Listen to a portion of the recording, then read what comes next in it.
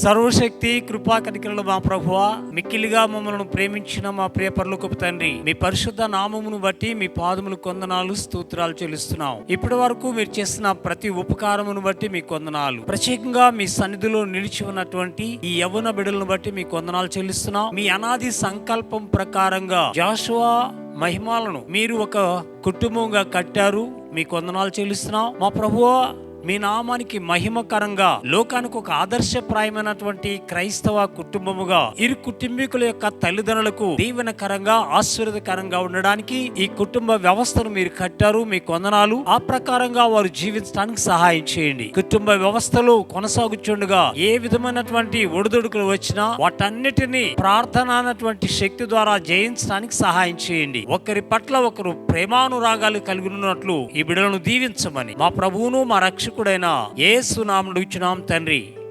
ఆమేన్.